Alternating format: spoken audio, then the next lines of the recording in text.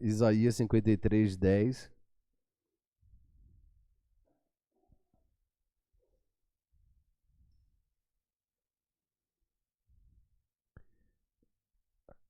Isaiah 53, verso 10.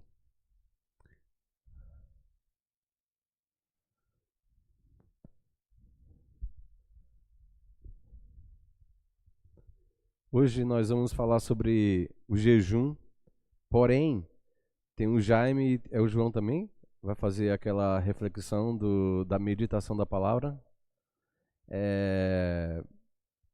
Na primeira aula nós falamos sobre meditação, na segunda aula nós falamos sobre, o que mais? Oração. Hoje nós vamos falar de jejum e a última, eu não me lembro ainda, mas tem. Então eu vou colocar aqui. Então a primeira, isso é a minha matéria, disciplinas espirituais, tá? Disciplina espirituais. Então a primeira foi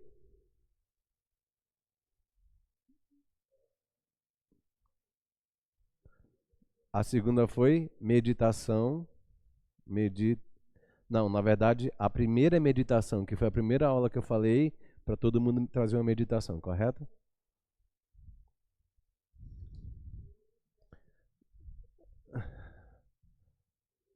Hoje é jejum. Aí. Então a primeira foi meditação. A segunda foi oração. E a terceira é jejum. Então na primeira eu trouxe a minha meditação, eu fiz, pedi que na aula seguinte vocês fizessem. Depois eu falei sobre a oração. Para a aula passada, para nesse dia a gente vai fazer o segundo horário só de oração. Nós vamos orar, interceder por cada pedido que vocês trouxeram. Lembra que eu pedi para vocês trazerem um pedido de oração? Aí, hoje eu vou falar sobre jejum. Na semana que vem, no meu próximo dia de aula, eu vou pedir para que vocês façam, na semana do meu dia de aula, um jejum. E aí eu vou explicar sobre o jejum. E aí na semana que eu vier da aula, aí eu vou pedir que vocês façam um jejum com o propósito pela qual a gente vai estudar hoje.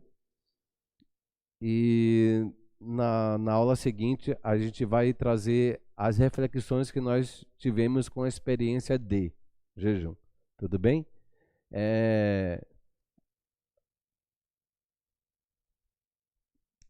E eu queria começar entregando esse momento na presença do Senhor, mas antes de tudo eu queria trazer um fundamento bíblico para o porquê que nós, quando orarmos, temos a certeza que recebemos, porque não é segundo a minha palavra, mas segundo aquilo que Jesus executou na cruz. Então isso é um benefício, é um direito, faz parte da justiça do nosso Deus. Quando nós falamos de oração e de pedir, muitas vezes a gente diz assim, nós vamos pedir, mas às vezes a gente pensa, será que Deus vai responder? A oração já foi aniquilada, porque a dúvida elimina a confissão. Será que Deus vai responder? Às vezes eu não mereço. Não é questão de merecer, é questão do amor do Pai em querer dar aquilo que você precisa. Amém? Então, eu preciso lançar um fundamento para que vocês creiam que quando vocês orarem, você vai ter a convicção de que você recebe, porque o Pai preparou alguma coisa para nós. E é esse texto aí, ó. Isaías 53:10 vai dizer assim, ó, contudo, foi da vontade do Senhor esmagá-lo ou moê-lo e fazê-lo sofrer. Embora o Senhor tenha feito da vida dele uma oferta pela culpa, ele verá a sua descendência e prolongará os seus dias, e a vontade do Senhor prosperará na sua mão.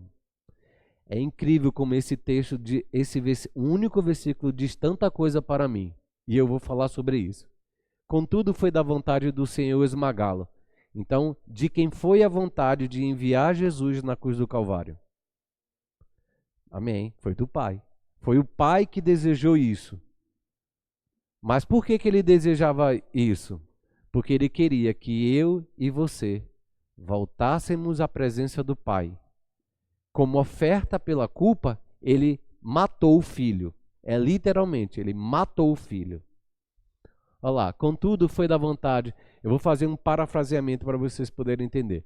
Contudo foi da vontade do Senhor, o Pai, Deus Pai, esmagá-lo o filho e fazê-lo sofrer. Embora o Deus Pai tenha feito da vida de Jesus Cristo, dele, uma oferta pela culpa, que culpa? A tua culpa e a minha culpa. Ele verá a sua descendência. Quem é a descendência dele mediante a Jesus? Somos nós, tá? A descendência de Jesus agora somos nós. Porque todo aquele que o confessou, ele deu o direito de ser filho de Deus. Então, quem é a descendência do Pai? Somos nós. Através de quem? De Jesus.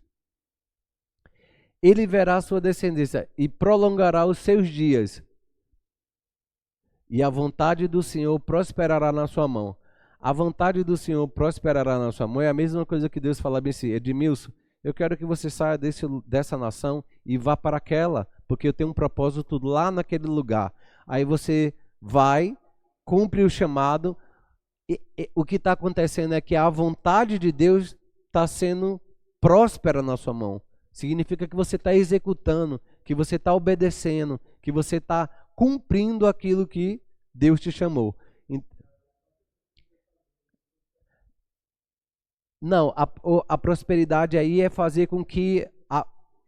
Não, nesse caso aqui, a vontade do Senhor prosperar na sua mão é a oferta da culpa, a oferta pelo pecado, a oferta pelas nossas iniquidades.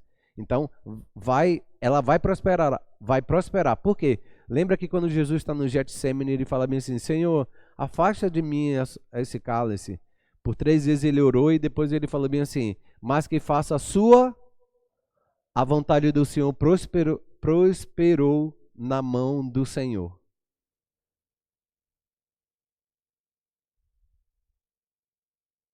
Amém? Tudo certo?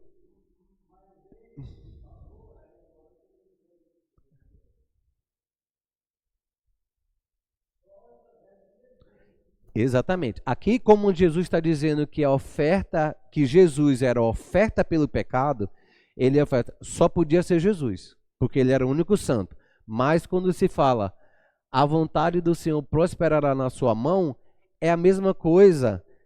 Depois que Jesus morreu, ele te envia para o campo missionário, ele te envia para ser pastor, ele te envia para fazer um trabalho no sacerdócio de Jesus. A vontade do Senhor precisa prosperar. Mas para a vontade do Senhor prosperar, você tem que aceitar. Você precisa executar. Você precisa acreditar que quem está enviando é poderoso para fazer.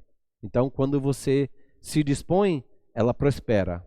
É a mesma coisa que vamos fazer uma parábola, tá? Para que vocês possam ensinar. Imagine que eu pego várias sementes e te dou na mão. Eu estou tentando lembrar teu nome, mas só está vindo o José, mas você não gosta do José. E o nome José, eu também tinha muita dificuldade, como o nome é Marcelo José Nogueira, eu tinha muita dificuldade de entender o José. Só que aí quando eu descobri o nome José, eu prefiro o José do que do Marcelo e do que o Nogueira. Por quê? Porque a palavra de José significa aqueles que têm uma semente acima das montanhas e faz abençoar todo aquilo que... Isso. Como é seu nome mesmo? Luciano. Então, Luciano, o Senhor pega... eu te dou um saco de semente e peço para poder você regar o campo. E aí você tem a semente, mas você fala, eu não quero fazer isso hoje, eu não quero fazer isso amanhã, eu vou pensar no seu caso, Marcelo, José. E aí você chega e não executa. A minha vontade prosperou na sua mão? Não prosperou. Mas se você vai e começa a semear, colocar uma semente na terra, significa que ela vai prosperar. Porque quando eu coloco uma semente na terra, aí já é o trabalho da terra e do Senhor em jogar a chuva ou regar para que ela cresça. Então, a minha vontade é apenas obedecer, jogar a semente. O resto é Ele que faz. A mesma coisa ele nos ensinou na parábola do semeador. A parábola do semeador fala, e o semeador saiu a semear a boa semente do reino de Deus. Uma caiu numa terra fértil, outra caiu numa terra pedregosa, outra caiu naquele lugar, mas a semente brotou. Depois que ela brotou, eu é que deveria entender que se eu plantei numa terra pedregosa, ela não vai ter uma raiz profunda. Se eu coloco numa terra árida, o sol vai queimar essa semente. Mas eu plantei ela numa terra, uma boa terra. Uma boa terra é uma terra irrigada, ela é uma terra que é cultivada, é uma terra que tem bastante nutrientes. Ela vai bater e vai crescer. Mas determinado ponto, quando ela crescer, possa ser que eu chegue e chute a terra, ou alguém corte, ou faça alguma coisa para poder aquela semente, aquela planta não nos trouxer fruto. O que ela quer dizer lá é que as preocupações do mundo, os desejos pela riqueza, faz com que a planta, a planta crescida depois da semente fica infrutífera, ou seja, ela não vai produzir fruto, porque ela vai ter preocupações. Mas outra terra caiu numa terra boa e ela não teve nada de preocupação, ela dependeu do tempo do Senhor, ela dependeu da chuva do Senhor, ela não teve preocupações, ela não teve dificuldade em esperar o tempo para produzir fruto. Ela produziu frutos de 30, depois ela produziu fruto de 60 e de 90, 100 por 1. O que ele quis dizer com isso? Que esse é o nosso coração.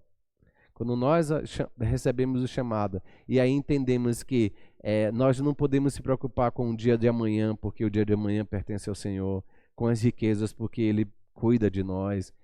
Você entende? Então, de alguma forma, as sementes vão prosperando na mão do Senhor.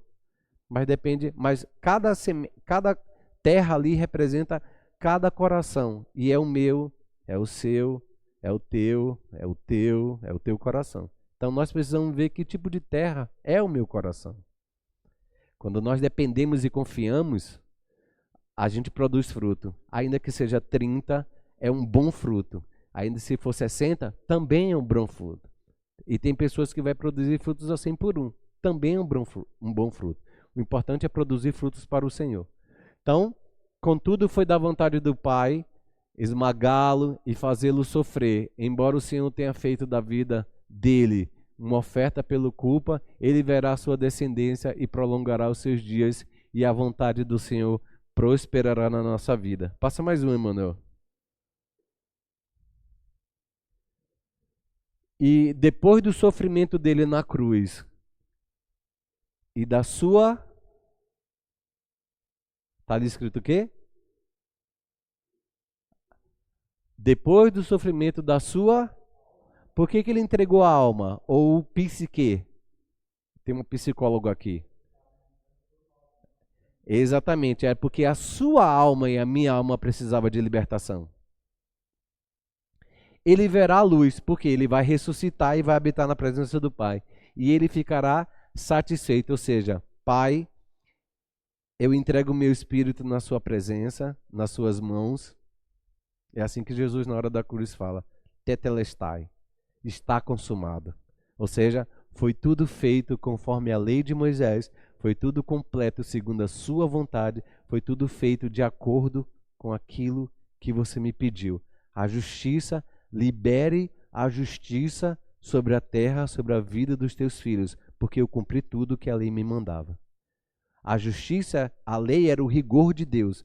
Amarás o teu Deus de toda forma, amarás o teu próximo. E agora, nós somos a justiça de Deus em Cristo Jesus. Recebemos dele.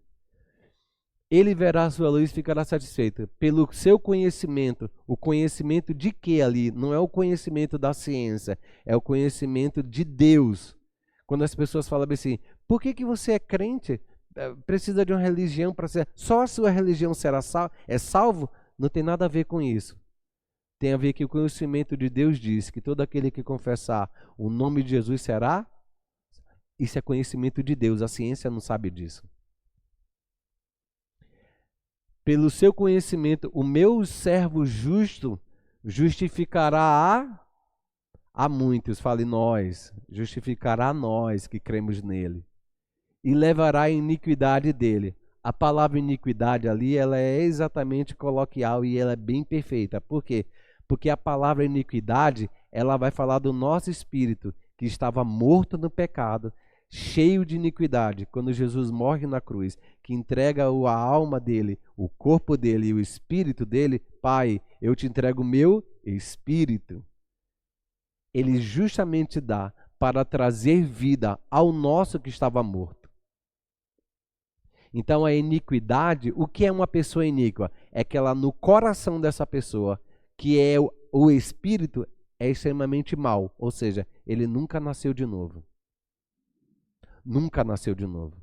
Por isso que a sua pergunta, então nós temos que confessar a Jesus como Salvador? Sim, porque se nós não confessarmos como Jesus, o nosso espírito não ressuscita por causa da iniquidade.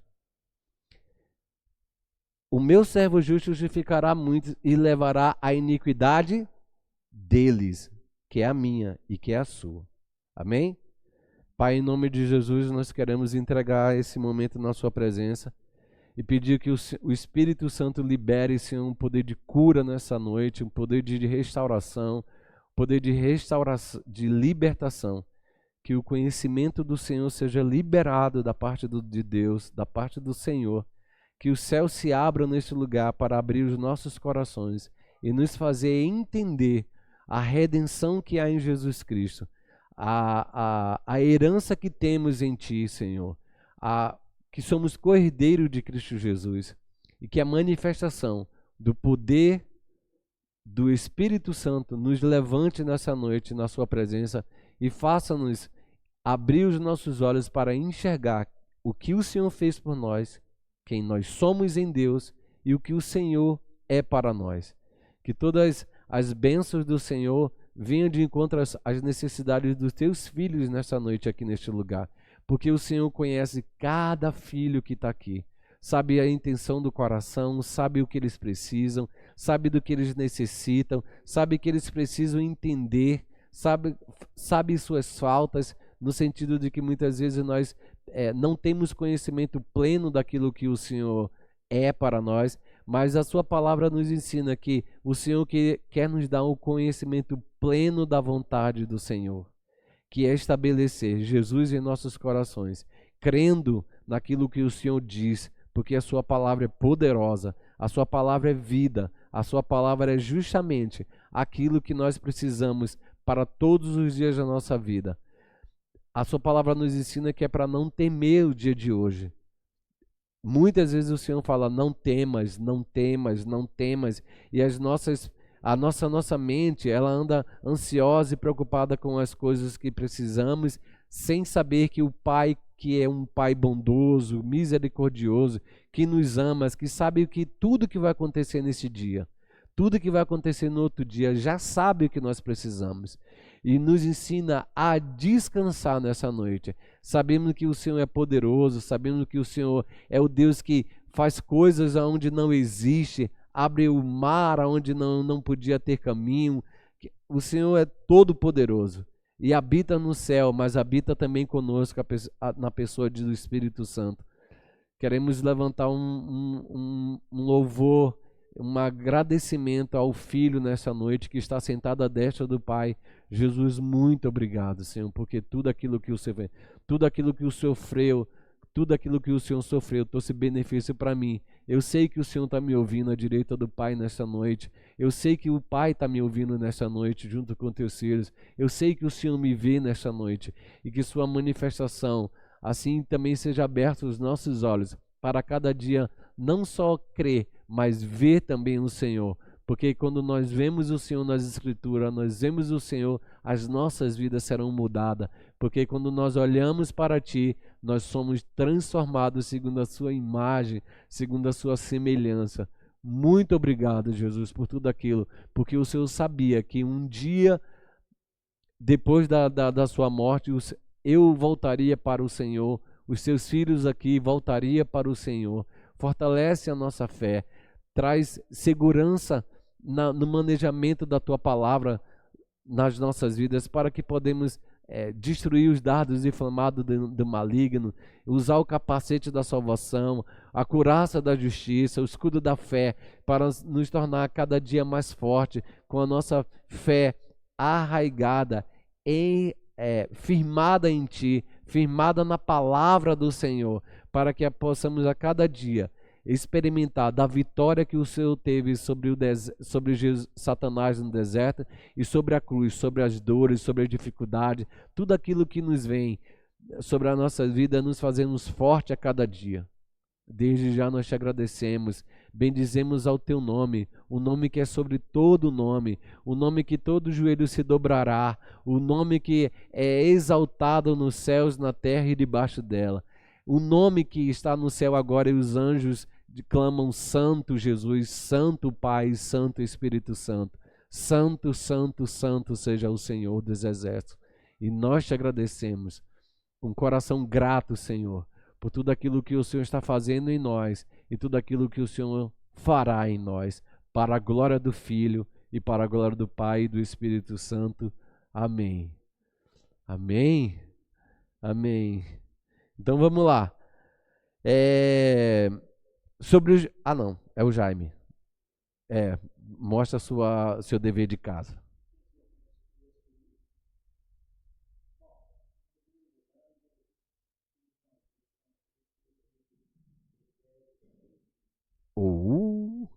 Tá bom então. Tá. Aí, Manuel.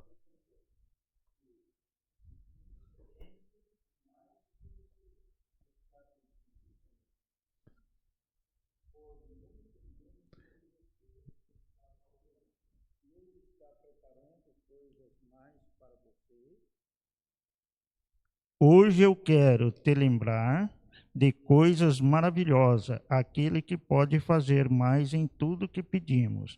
Muitas vezes buscamos com oração. Em Efésios 3:20. Agora eu vou ler Efésios 3:20. Ok, tá tudo bem. Ora, aquele que é poderoso para fazer tudo muito mais abundantemente, além daquilo que pedimos ou pensamos, segundo o poder que em nós opera. Amém. Continuando.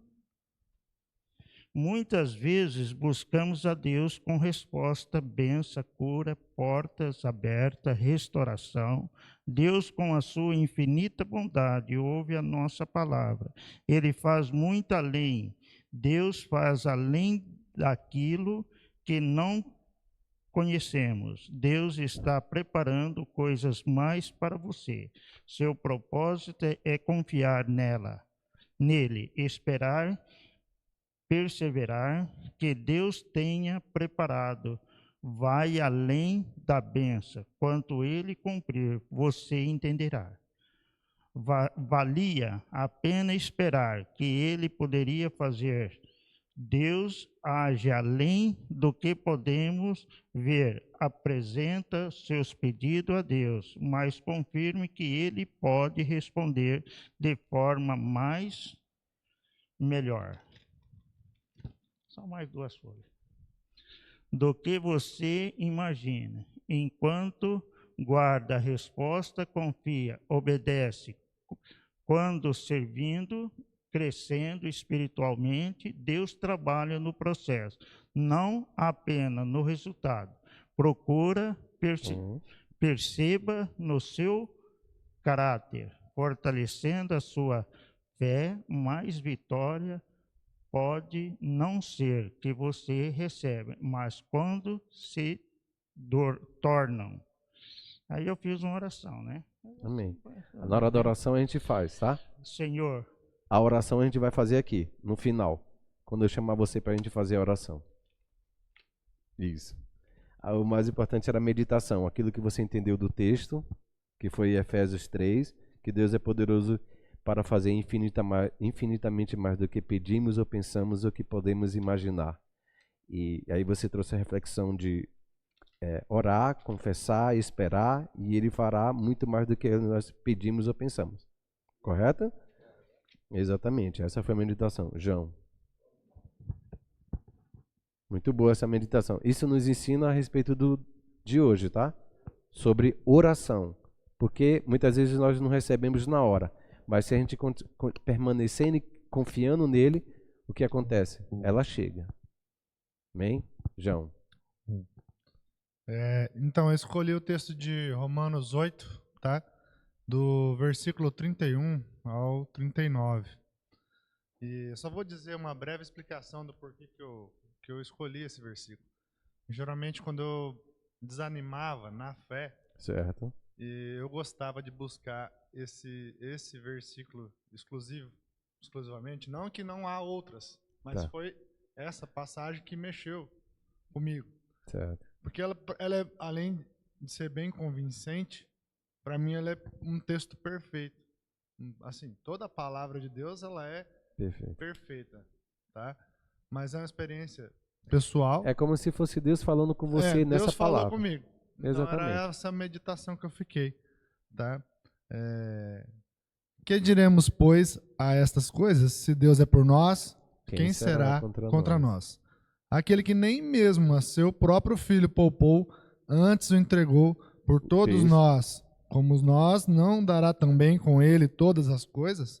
Então são perguntas que ele está fazendo para nós. Exatamente. Eu acredito que ele esteja fazendo para nós. Aquele link que você fala, né? Esse texto que nós lemos é o mesmo entendimento.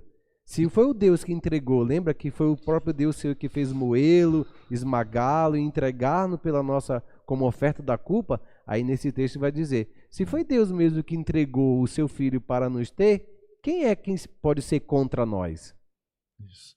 Então pode ser perguntas que às vezes nós temos todos os dias, e aqui ficou respondidas várias perguntas minhas no mesmo texto, tá? Então, quem intentará acusação contra os escolhidos de Deus? Muitas vezes Satanás pode vir com acusações sobre você, mas aqui ele já está perguntando, quem tentará acusações, né? Contra os escolhidos de Deus. Nós somos os escolhidos de Deus, porque nós aceitamos a obra dele e entendemos o que ele fez na cruz. Tinha um significado, tinha um propósito, né? E então não foi em vão aquela obra. Então a gente também não pode, de maneira nenhuma, achar que alguma coisa nessa terra pode nos impedir de viver a plenitude de Deus, na questão do caráter mesmo nosso. Tá? Então ele complementa aqui, quem é que condena? Pois é Cristo quem morreu, ou antes quem ressuscitou dentre os mortos, o qual está à direita de Deus e que também intercede por nós. Tá? Então, quando ele diz intercede por nós, a nossa batalha também ainda não acabou. Alguém está, o Espírito Santo aqui nos ajudando a fazer a vontade dele. A gerar, né, a vontade dele. Então, ele falou que a obra aqui, no caso, pois é Cristo quem morreu, ou antes quem ressuscitou, a obra foi perfeita. A obra foi consumada. Ela não foi feita, ela foi melhor do que feita. Ela foi perfeita. Amém. Tá? E quem nos separar do amor de Deus, de Cristo, a tribulação, muitas vezes na hora da tribulação você se sente longe de Deus, porque parece que as coisas de Deus não estão acontecendo na nossa vida. Ou parece que está desamparado, né? E a angústia, ou a perseguição, ou a fome, ou a nudez, ou o perigo, ou a espada, tá? São coisas do nosso cotidiano, que acontece conosco, né? Como está escrito, por amor de ti somos entregues à morte todo o dia. Então é a mesma coisa da última pregação do pastor Giovanni. A gente tem que levar a nossa cruz todo dia. É uma decisão do cristão. Tá? E somos reputados como ovelhas para o matadouro. Então, assim, Uma pergunta para vocês. Vocês entendem que todos os dias na sua vida você entregue a morte? Você entende que todos os dias da sua vida você é uma ovelha destinada ao matadouro? Ou isso passa despercebido?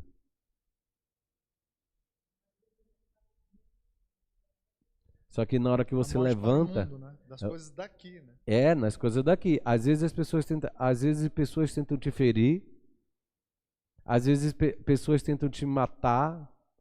O diabo muitas vezes se levanta contra a tua vida em determinadas circunstâncias da sua vida, seja ela emocional, financeira, conjugal, no seu trabalho, aonde quer que você esteja. Você é uma ovelha. O Satanás te reconhece como ovelha do pastorio de Jesus Cristo. E ele vai tentar te ferir. E você entregue todos os dias à morte. Você pensa que quando você acorda, faz sua comida, não sei o quê. Satanás está sempre tentando fazer alguma coisa. Hoje eu compartilhei algumas coisas da minha vida durante essa semana. O quanto foi desgastante de estar no trabalho, porque toda vez estava alguém se levantando contra a minha vida. E você fez alguma coisa? Não. A minha vida estava sendo levantada ali para a morte, como ovelha destinada ao matadouro. Porque quando a ovelha fere, ela cai no chão e ela não consegue se levantar, tem que vir um pastor para poder levar. Pode continuar. Vamos lá. Eu acho que a parte assim que encerra o texto aqui, para mim é o ápice do texto.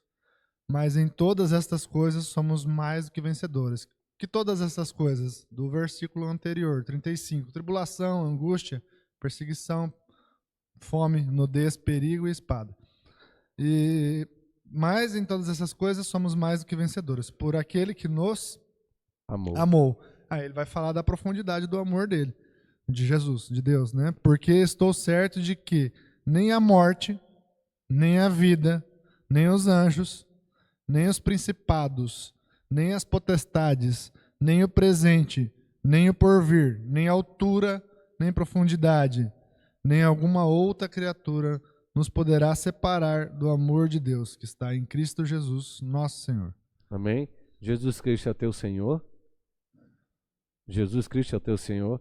Então, quando nós passarmos por essas coisas, angústia, perseguição, dor, profundidade, quando os demônios se levantarem contra a sua vida, quando não, todas essas coisas somos mais do que vencedores. Ele sempre nos dará vitória. Um outro texto vai dizer, porque ele faz nos triunfar. Ele nos faz triunfar. E é real isso na sua vida. Às vezes, eu estava comentando ontem, eu vou até comentar assim, ontem à noite eu voltei da cela, da casa da Larissa, voltei e entrei, eu divido apartamento com mais 3 rapazes assim, cada um tem um quarto, e eu entrei, uns estavam bebendo, o outro estava fazendo, fumando e beleza. Eu entrei, aí eles, olha, o professor chegou, não sei o que, eu falei, e aí, beleza? Fui conversando, eu tava meio bêbado, e não sei o que, conversa vai, conversa vem, não sei o que, não sei o que. Aí um falou bem assim, toma aqui uma cerveja comigo. Eu falei, não, eu já tô de ressaca, não quero não, eu bebi muito ontem, eu não quero mais beber não. Aí zoeira, né, porque eu também não sou aquele que fica assim, não, eu sou crente, sai pra lá, tá amarrado. Eu não faço isso. Eu lido na medida que eles falam, não, ontem eu já bebi demais, não sei o que, bebi um vinho do Senhor, e Joel 2:9, entendeu? Eu tiro muito assim, ao mesmo tempo jogando semente. E aí quando eu saí, tava entrando no quarto, eu falei, cara, boa noite, eu vou dormir. E aí um outro entrou pro outro no quarto, e eu vi que um deles ficou assim, uma cara de mal, assim, olhando pro outro, né? E eu apaguei a luz e encostei bem a fresta, assim, só para poder ver o olho. Só para poder passar o olho, assim. Aí eu via daqui a pouco ele encostado na pia. Eu falei, Resultado, o cara tava, se um médico aparecesse lá ou um psicólogo, ia dizer que ele estava com esquizofrenia, porque ele começou a ver pessoas dentro da casa, começou a ver, não, tô vendo, quem é esse cara aí? Nesse nível. E aí eu olhando para a cara da pessoa, aí eu falei, ai meu Deus, tô tão cansado. Já saí da casa de Larissa bem tarde ontem. E aí eu falei bem assim... E aí ele começou a ficar agoniado, dizendo que tinha gente, que tinha isso, que tinha aquilo, que não sei o quê. Não sai daqui não, que eu tô com medo. Fica aqui porque não sei o quê. Nesse nível, nem vou usar. Já viu uma pessoa esquizofrênica? Já viu, assim, igualzinha. Acelerado, assim, né? Aí eu cheguei... mandei abrir a porta e falei assim, eu comecei a repreender os demônios e pedir para eles sair daquele lugar em nome de Jesus. Aqui na minha casa não. E comecei a expulsar eles, expulsar. Aí ele foi, não, então, não sai daqui não, eles estão com medo de você. Começou a gritar dizendo que os demônios estavam com medo de mim. E aí ai meu Deus, resultado. Eu cheguei, eram às 11h40 mais ou menos, fui dormir quase 1 hora nessa luta. E aí teve uma hora que o pessoal chegou e aí o outro estava bebendo. Cara, você é um fraco. Começava a apontar. Você é um fraco porque você está bebendo. Você está usando isso, não sei o quê. Uma loucura dentro de casa. E aí ele, não, eu tô com medo, não sai daqui não, Marcelo. Falei, cara, eu preciso dormir. Eu cheguei cansado. E resultado, descobri que o cara era um desviado que estava usando química, que eles falam, né? Bebeu durante a noite. E aí estava o ataque desesperado de demônios para poder matar ele. Falou, não, não sai daqui não, que eles vão me matar. Eles vão me matar. Você imagina eu chegando meia-noite.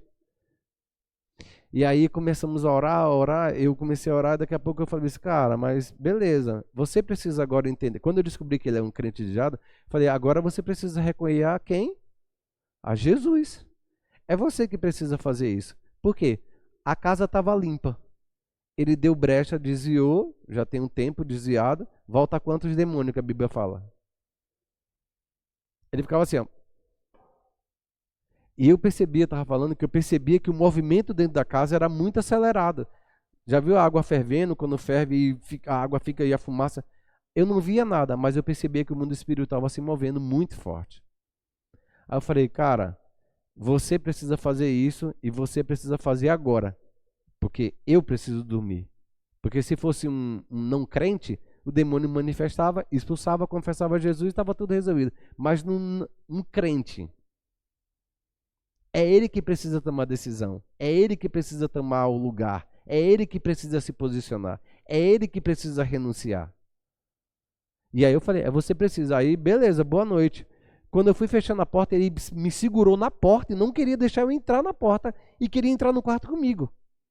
Aí eu falei, puxei ele pro lado de cá e levei até o lugar da pia e falei, cara, fica aqui. Aí uma outra pessoa entrou, eu falei assim, fica com eles, porque foi vocês que deram isso pra ele. Fica aí, tá? Ele, não, Marcelo, Marcelo. Marcelo, não entra não, não entra não, não entra não. Isso, 1 hora da manhã. Aí o pessoal de baixo, o Dodoró saía na janela e falava, fala mais baixo aí, fala não sei o que, baixa o som, não sei o que. E eu cheguei baixo, apaguei, fechei a porta, apaguei a luz. E ele gritando, ô Marcelo, ô Marcelo, ô Marcelo. E eu, 5 e alguma coisa da manhã eu acordo, o cara tava lá no mesmo lugar, batendo na porta de alguém, batendo na porta do outro. E era meu primeiro dia de trabalhar à tarde também hoje, porque eu trabalho de 7 horas até 12h15. Aí hoje eu tinha que dar aula de reposição de apoio pedagógico para uma surda. Aí eu falei assim, meu Deus, pensa numa coisa que Satanás sabe que eu fico irritado, é não dormir. É ficar madrugada orando por pessoas demoniadas. Aí por que não foi à tarde que ele apareceu? E eu já tinha desconfiado disso, que toda vez que eu chego em casa, que ele está dentro de casa e eu passo do corredor para entrar no quarto, se a porta dele estiver aberta, ele vai lá e vai, pá, bate a porta. Porém, quando eu estou dentro de casa que os outros não estão, ele sai que nem uma... Parece que ele é o cara do negócio. Aí ele fala comigo, ele ri, não sei o quê. Aí eu falo, tô entendendo. E aí, hoje, na hora que eu voltei do trabalho, voltei 3 horas, tava morto. Tomei um banho, fui para academia. Depois eu sabia que eu tinha uma aula hoje, e uma aula sobre oração, uma aula sobre jejum. Então, as tribulações deste mundo,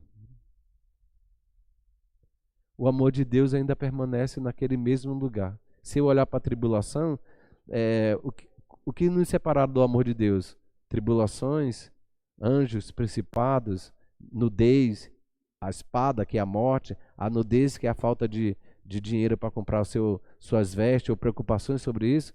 Nada pode nos separar do amor de Deus. Mas eu preciso estar isso na minha consciência, porque eu não entro no campo de batalha de Satanás. Eu entro na autoridade do nome de Jesus. E isso é um exercício contínuo. É sempre que eu estou assim? Às vezes não. Às vezes eu falo...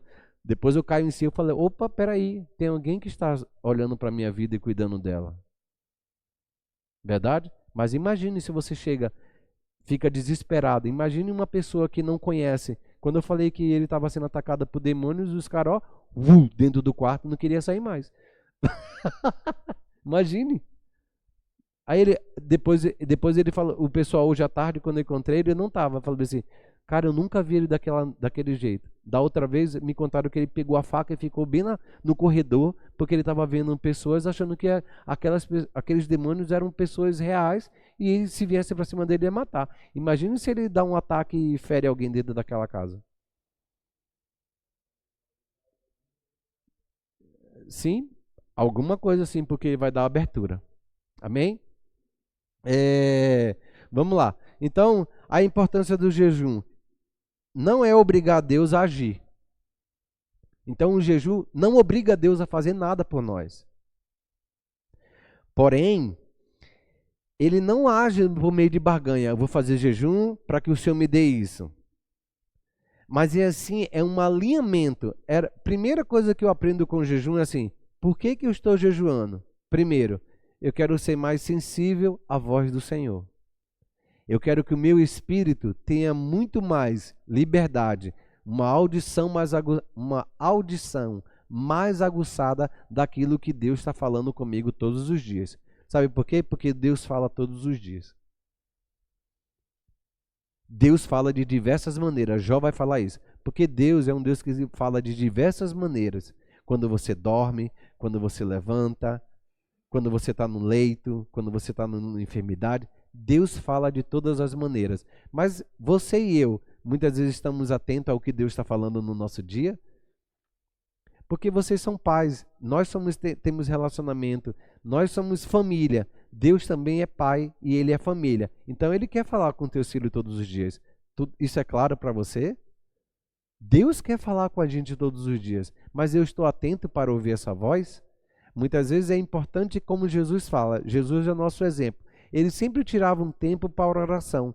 Oração é conversar com o Pai. Beleza? Oração também é uma forma de ouvir o Pai. Oração também é uma forma de ser fortalecido pelo Pai. Porque lembra de Adão e Eva no jardim? Por que Deus aparecia na virada do dia? A Bíblia vai falar aqui, para fortalecê-lo. Então, para que eu preciso de um tempo com Deus?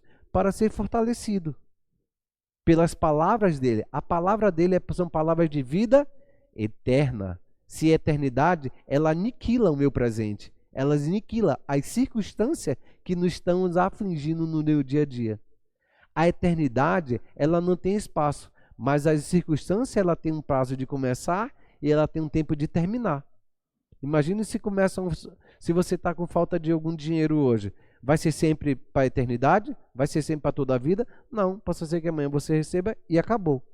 E as tribulações, as dificuldades, os problemas, as brigas, ela permanece para sempre? Não, mas a palavra de Deus, sim. Então, a palavra de Deus, que é eterna, ela vem e sobrepõe as nossas circunstâncias. Se nós estamos com problemas sobre finanças, eu sempre ensino, precisamos confessar que Deus suprirá todas as minhas necessidades em Cristo Jesus. Deus vai prover todas as suas necessidades. Não é a sua... como que fala quando alguém gasta muito, que gosta de... Boa. Eu vi que você estava procurando a palavra também igual a mim. Ostentar. Mas as nossas necessidades, elas são supridas. Se nós confessarmos a palavra, o mundo espiritual reage à palavra. Por isso que quando Jesus fala bem assim, Jesus às vezes não põe as mãos nas pessoas. Ele falava assim, seja curado em nome de Jesus. A palavra ela é liberada de poder. Seja perdoada, mulher. E a mulher fez o quê? Ela entendeu que ela foi perdoada, porque ela reconheceu de quem é que falava. Totalmente. Obedecer te dá autoridade para você fazer qualquer coisa. Então, o jejum não obriga Deus a agir, nem é uma barganha, mas sim um alinhamento espiritual com a vontade de Deus. Tudo que Deus fala contigo é a vontade dele. Tá bom? Exemplo de jejum na Bíblia. A Bíblia apresenta muitas vezes o jejum como prática recorrente, adotada no momentos de angústia. Vou até botar aqui. Por que o jejum? Ah, tá. Eu anotei isso daqui porque o Jaime, ele teve uma meditação, mas o fundamento, lembra que eu pedi para você extrair o fundamento daquele texto? O fundamento do texto é orar e confiar. Porque Deus é poderoso para fazer infinitamente mais do que aquilo que pedimos ou pensamos ou imaginamos, segundo a força e o poder da sua riqueza, e lá, vai falando. Então, orar e confiar. O que João trouxe é que não importa a circunstância que aconteça na sua vida, você sempre será amado pelo Pai. A circunstância pode mudar o amor de Deus? Não, porque não há principado, nem potestade, nem nudez, nem espada, nem coisa alguma do presente ou do futuro poderá nos afastar do amor de Deus que está em Cristo. Como é que Deus nos ama? Por causa de Cristo. Deus provou seu amor enviando seu Filho para morrer por nós. Então, quando alguém fala assim, como você sabe que Deus te ama? Porque eu vi que Jesus morreu na cruz e a morte dele era a minha morte. Ele me ama. O amor fala sobre o amor. E ao mesmo tempo, ele traz uma outra entendimento para nós. Quem é que pode me condenar? Os demônios? Você pode me condenar? Não. Porque Deus não te condena. Quando você erra com o próximo, a misericórdia te assiste. A longanimidade espera que você confesse o seu pecado. A paciência espera que você tome uma decisão diferente. Isso está dentro do amor de Deus. Então Deus não te condena, porque a misericórdia de Deus são as causas de nós não sermos o quê? Boa. Então, não há condenação. Porque se tivesse condenação, você pecou, puf, o raio caiu na sua cabeça na hora. Então, as misericórdias do Senhor são a causa de nós não sermos consumido, morto, aniquilado, destruído. É isso que esse versículo significa isso. Por quê? Porque o amor de Deus está incluído a compaixão. Ele espera, ele tem compaixão de você, ele tem uma compaixão dizendo, nossa, meu filho errou dessa vez. Mas ao mesmo tempo ele espera, a misericórdia te assiste, a longanimidade espera que você se levante, se arrependa e confesse o seu pecado. A paciência de Deus faz com que possa ser que você não se arrependa hoje, nem amanhã, mas no final de semana você se arrepende. E é isso que importa para Deus, para que o inimigo não te acuse diante do Pai. Amém? João.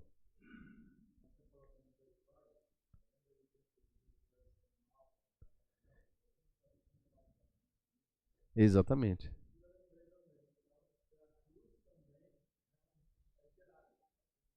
Exatamente.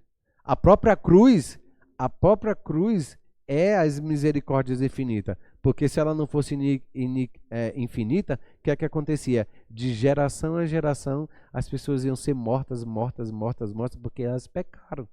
Elas pecaram no passado.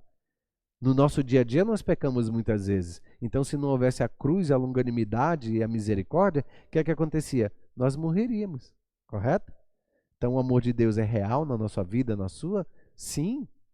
Você tem a clareza e a certeza de que você é amado pelo Pai. Amado pelo outro, talvez não. Amado por Satanás, também não. Amado pelo negócio, mas pelo amor de Deus, sim. Pode falar, Luciano José.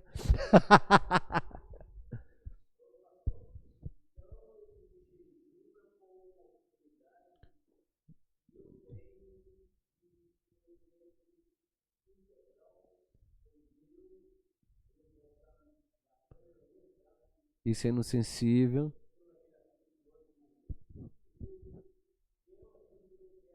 Isso.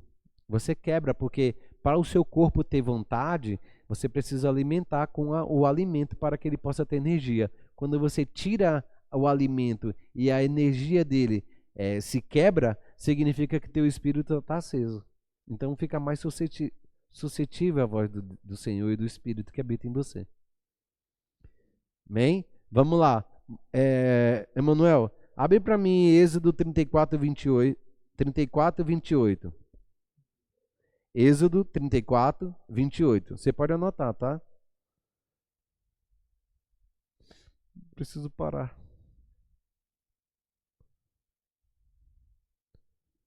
Então, tá aí? Moisés ficou ali com o Senhor 40 dias e 40 noites sem comer pão nem beber água, e escreveu nas tábuas as palavras da aliança, os 10 mandamentos. Olha só que interessante. Quem ficou no deserto Quem ficou no deserto no Novo Testamento? No Novo Testamento. Quem ficou no deserto 40 dias? Jesus. Ele ficou sem comer 40 dias e 40 noites, correto? Eu estou perguntando no Novo, porque Moisés era uma tipificação de Jesus. Olha lá, Moisés ficou ali com o Senhor 40 dias e 40 noites, sem comer pão, sem beber água, e escreveu na tábua as palavras da aliança dos 10 mandamentos. Ou seja, para Moisés ficar lá, no jejum, ele recebeu uma ordenança daquilo que Deus queria que o povo e todo o universo fizesse, os 10 mandamentos. Ou seja, Moisés precisava estar assim? Precisava, porque quando nós buscamos ao Senhor, queremos buscar, além da oração, além da confissão, se você faz o jejum, potencializa ainda mais isso. Precisamos entender que o jejum não é o todo, porque você precisa entender qual é a vontade do Senhor. E nós temos a Bíblia já está fechada. Tudo que estava escrito no passado e no futuro que vai acontecer, já está aqui. Eu só preciso buscar ela. Mas eu preciso de uma orientação para a minha vida. Aí eu vou lá, oro, busco ao Senhor, estudo a palavra. E seu jejum potencializa mais ainda essa resposta, porque Deus fala todos os dias. Então, Moisés ficou ali ao Senhor 40 dias e 40 noites sem comer pão e escreveu nas tábuas as palavras da aliança dos 10 mandamentos. Quem deu os 10 mandamentos para Moisés? Então, significa que quando eu quero buscar uma orientação, quem vai falar comigo? Deus. Então, jejuou 40 dias ao receber os 10 mandamentos no momento da revelação divina. O que é revelação divina? É a orientação de Deus. Para mim, muitas vezes como pastor, ou para o Giovanni, para saber o que fazer, qual o direcionamento nós tomamos em relação à igreja, mas pessoalmente, para mim. E para ele e pessoalmente. Então a revelação divina é do que Deus quer, o que é que ele quer fazer, qual a orientação que você precisa tomar. Às vezes você precisa tomar uma decisão na sua vida. Vá orar, vá jejuar e peça uma revelação ao Senhor. E a Bíblia fala que o Senhor, todo aquele que pede sabedoria, Deus dá sem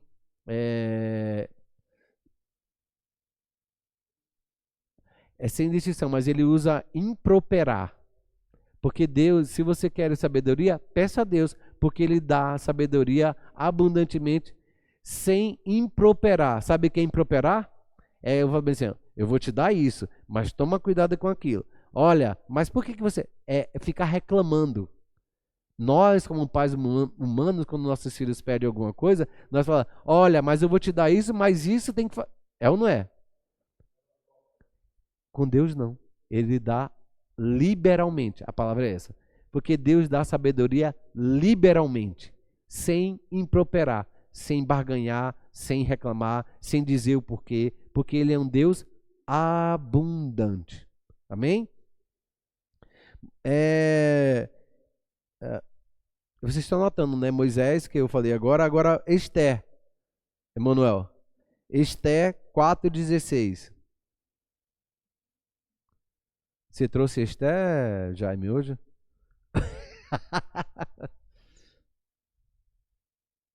Esther 4,16. Vá reúna todos os judeus que estão em Suzã e jejuem em meu favor. Não coma nem beba durante 3 dias e 3 noites. Eu e as minhas criadas jejuaremos como vocês. Depois disso, irei ao rei, ainda que seja contra a lei. Se eu tiver que morrer, morrerei. Eu acho que é uma mulher. A Esther foi uma mulher tão incrível no tempo dela. Se vocês pudessem saber o momento, eu me arrepio, porque eu já li Esther várias vezes e o povo judeu, eles estavam literalmente, foi condenado à morte. Era como se alguém dissesse assim: a partir de hoje, todas as pessoas que confessam a Jesus nessa nação, no Brasil, será morto ou encarcerado. Aí levanta uma mulher ou algum líder da nossa nação, que no caso a Esther era a rainha, fala bem assim: ela era judia e o rei não sabia que ela era judia, porque ela estava na Babilônia quando casou. E aí ela fala bem assim: como que o meu povo vai fazer? Eu sei de um Deus que pode resolver o meu problema. Vamos jejuar para que Deus nos direcione, para que Deus nos traga uma resposta, para que Deus mude a sentença de morte pela qual os filhos dele foram sentenciados. Então, ela vá, reúna todos os judeus que estão em Suzã e jejue em meu favor. Ela diz: jejue por mim. Por quê? Porque eu vou entrar na presença do rei. Não coma nem beba durante 3 dias e 3 noites. Esse é um jejum mais poderoso. Eu já fiz esse tipo de jejum. 3 dias e 3 noites. Eu não comi nem bebi nada. Eu e a minha escrava também jejuaremos como vocês. Como vocês. Depois disso, eu irei. Olha o que ela fala. Eu irei ao rei, ainda que seja contra a lei. Por que contra a lei? Porque para eu entrar na presença do rei, eu deveria pedir e ser anunciada.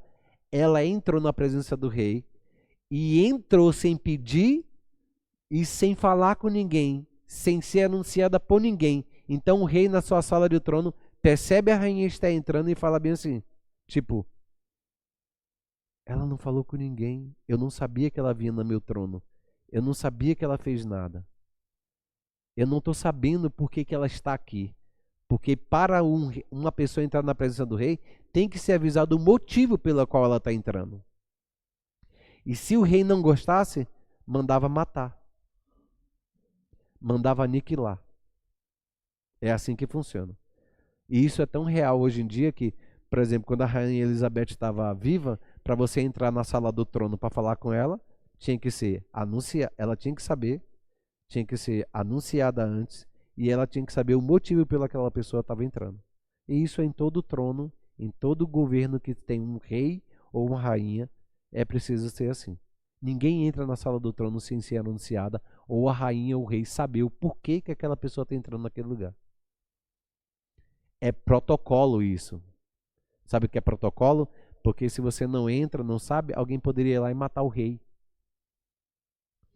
Ele falou assim: ainda que seja contra a lei, se eu tiver que morrer, morrerei. E aí o que é que Deus fez? Fez com que o rei Assuero olhasse para Esther e falasse assim: o que queres, minha rainha? Ela conta a história dizendo que o chefe dele, do rei Assuero, deu um decreto para que todo o povo judeu que estivesse em Suzã fosse morto. E ela conta a história de que ela é uma judia. Como você pode autorizar matar o meu povo? Eu também morrerei, eu sou sua esposa. Mas eu não sabia que você era uma judia. Pois o meu tio me escondeu isso de você. Aí o que é que ele faz? Vou perder minha esposa, que eu mais amo. Manda matar quem foi que fez o decreto. Toda vez que você preparar um laço, exatamente, toda vez que você preparar uma armadilha para os filhos de Deus, a armadilha volta para você. Está escrito isso na palavra do Senhor. Toda vez que alguém você armar, exatamente, toda vez que você armar uma armadilha, um laço do passarinheiro, quem vai cair é você. que preparou. Amém? Mais um, o que é que eles fizeram? Jejuaram por uma coisa importante, urgente. Não poderia ser um jejum apenas, vou fazer 40 dias. É um jejum urgente. Amém? 2 Samuel 12:16.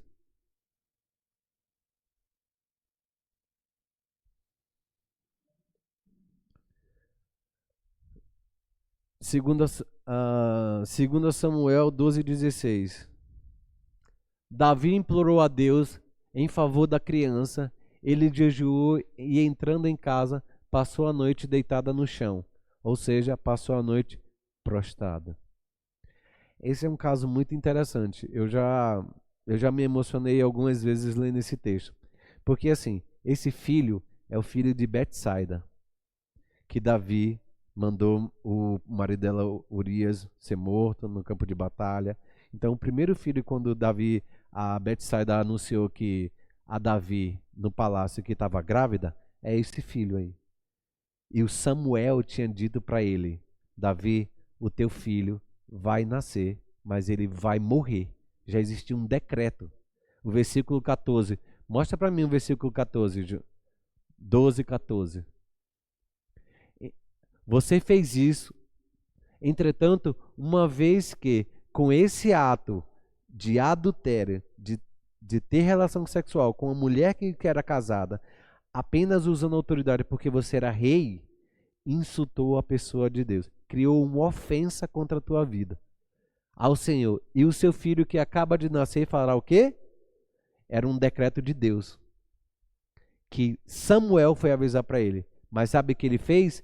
Ainda que o decreto estivesse feito, ele falou assim: vou jejuar, porque talvez rasgar o meu coração na presença do Senhor, o Senhor possa mudar, eu possa mudar o coração do Pai, dizer que Ele tenha misericórdia, que o decreto dele seja mudado.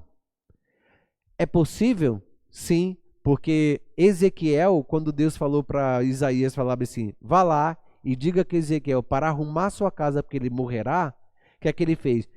Chorou na presença do Senhor, se humilhou e o Senhor acrescentou mais dias para ele, correto? Ainda bem que meu escriba está aqui. Deu mais ele 15 anos. O Zedequias ou Ezequias? Ezequias, o rei Ezequias. Então assim, foi proferida uma sentença de morte. Mas ele foi lá, orou, buscou o Senhor, se humilhou e Deus acrescentou mais 15 dias. Mas no caso de Davi, entretanto, uma vez com esse ato insultou o Senhor, o seu filho que acaba de nascer morrerá. Vai para o 16, que eu já te dou a palavra. Davi implorou a Deus em favor da criança e jejuou, entrando em casa, e passou a noite prostrado diante do Senhor. Só que Deus não mudou o coração de Davi. Porém, Davi, quando ele orou, chorou e não conseguiu fazer isso, e a criança morreu, ele se levantou, limpou o seu rosto, foi para a presença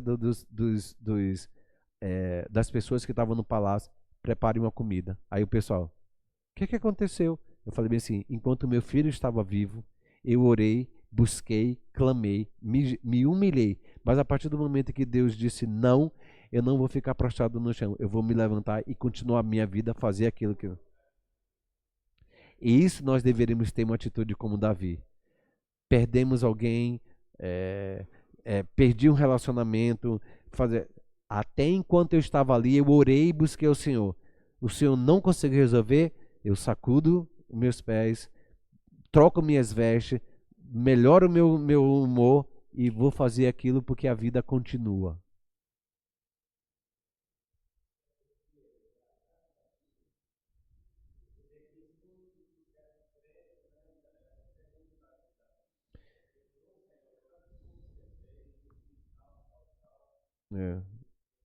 Mas esse rei daqui também fez um insulto na parte, porque ele trouxe as pessoas para o palácio e mostrou toda a riqueza. E Deus não gostou disso. E sabe o que aconteceu? Depois, quando eles foram para a Babilônia, essas pessoas entraram no palácio e roubaram todas as coisas que pertenciam ao Senhor. É por isso que em Daniel, quando entra o dedo e escreve na parede, porque estava tendo uma festa e estava sendo usado as taças do templo, as coisas que pertenciam ao templo, ou seja, ainda que você não tivesse você não se responsabilizou pelas coisas que o Senhor te deu, Deus vem e cobra as pessoas pela qual está usando. Olha, meu escriba tá, mulher. Jesus é Mateus 4, 1, 2. Mateus 4, 1, 2.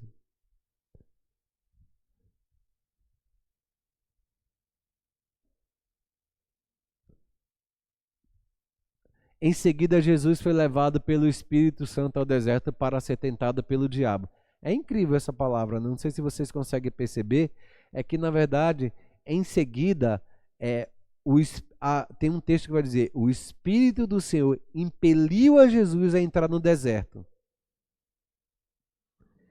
Enquanto impelia Jesus, é assim, está Jesus passando por um lugar, o Espírito sopra e ele tem que entrar nesse lugar. Então ele impeliu a Jesus a entrar no deserto. Quando ele começa a jejuar, por causa da obediência do Senhor, quem aparece é Satanás para tentar ou fazer ele tropeçar na obediência que Deus te chamou para você fazer. Não foi uma coisa conjugada. Não foi uma coisa premeditada.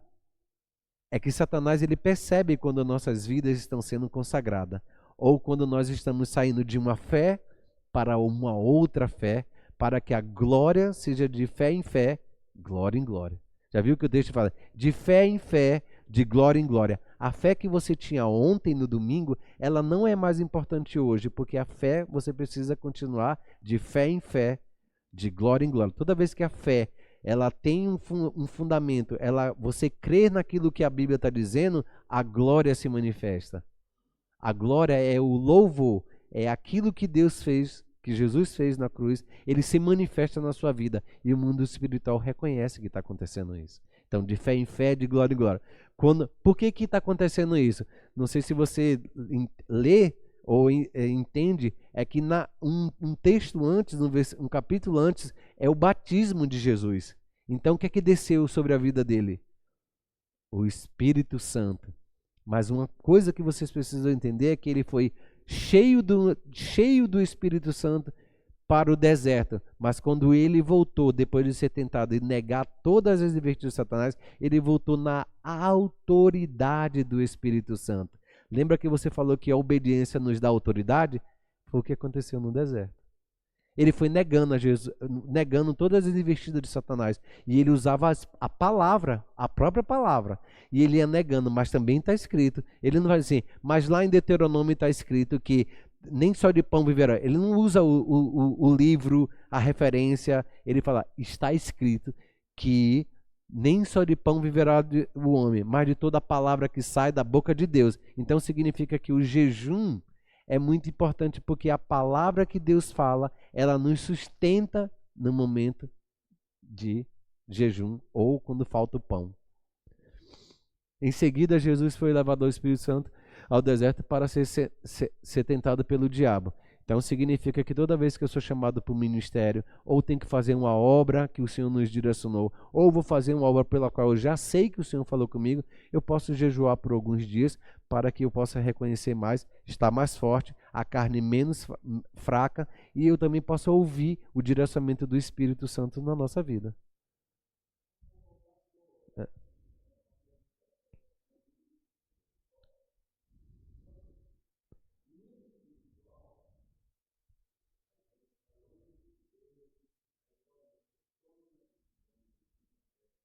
Do Senhor.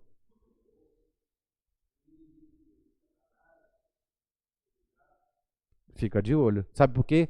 Porque quando a luz se movimenta nas trevas, Satanás percebe.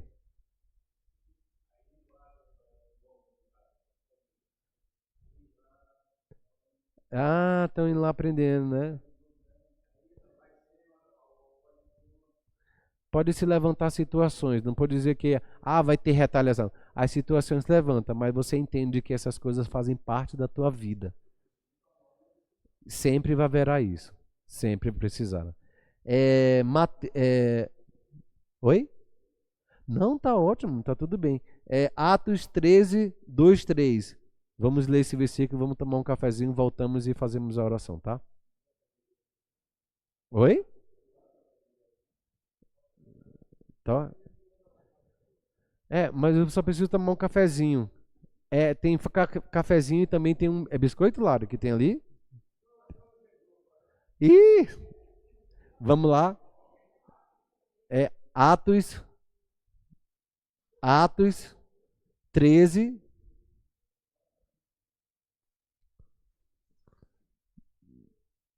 Atos 13, 2, 3. Vamos lá. Enquanto adoravam ao Senhor e jejuavam, o Espírito Santo disse: olha, separa-me Barnabé e Saulo para a obra que eu os tenho chamado. Na verdade, eles estavam orando e adorando ao Senhor para buscar uma orientação. E a orientação veio? Veio, o Espírito Santo falou: separe Barnabé e Saulo para a obra que eu os tenho chamado. Mais um, Emanuel? Mais um versículo? Lucas. Assim, depois de jejuar e orar, impuseram as mãos e os enviaram. Então, toda vez que eu preciso... eu fiz missões em vários lugares do país. Então, toda vez que eu tinha que fazer missões, é uma aflição, porque você nunca sabe o que é que espera do outro dia, naquele lugar, naquele momento. E às vezes a gente precisa jejuar para poder ter uma clareza do que o Senhor quer que faça naquele lugar. Porque os levantes vão acontecer, as dificuldades irão acontecer, mas todas elas são resolvidas em Deus, são supridas no Senhor, e a gente só precisa confiar. Uma coisa que eu aprendi no meu campo missionário é que todas as vezes que eu saí de um lugar, às vezes eu orava assim: oh Deus, prepara uma casa para eu estar naquele lugar, um lugar não sei o que, blá, blá, blá, blá, blá. Aí um dia eu li aquele texto que Jesus chama os discípulos e fala bem assim: vá até aquele lugar, no lugar onde eu cearei com vocês. Lá vai ter uma casa, vai ter um homem chegando com um burrinho. Quando esse homem chegar com um burrinho, você fala para ele: eia, o Senhor precisa desse lugar para fazer a ceia, que é a última ceia. Então, o que eu entendi? Toda vez que o Senhor me enviar ou enviar você para algum lugar, lá já tem uma pessoa para poder te receber. Você só precisa ir. E era tão real isso na minha vida, mas eu precisei ter entendimento. Mas antes eu ficava no desespero. Ai, Senhor.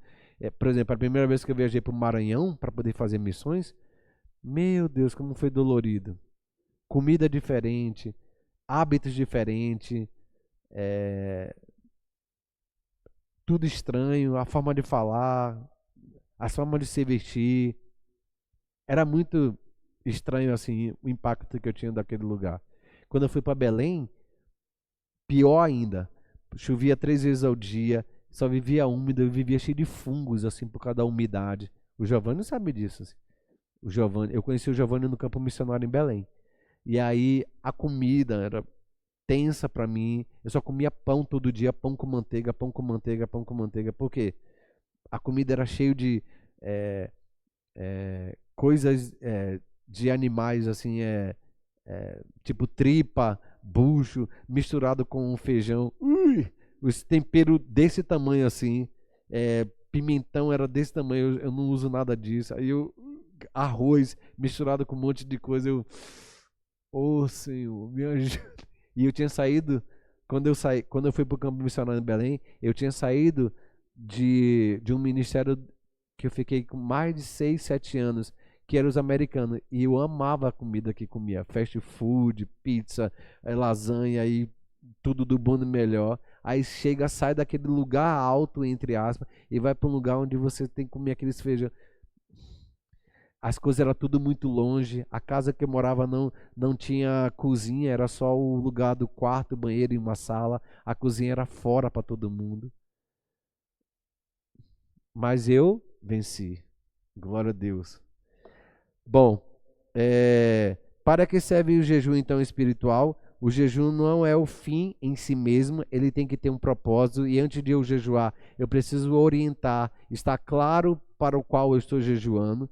Ele é um meio para alcançar uma maior intimidade com Deus.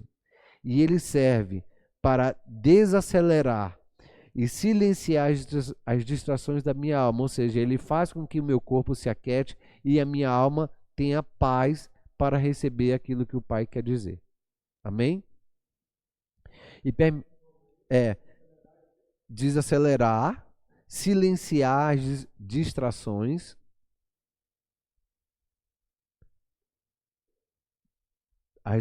que são da alma, e permite que o Espírito Santo fale com mais clareza. É somente isso.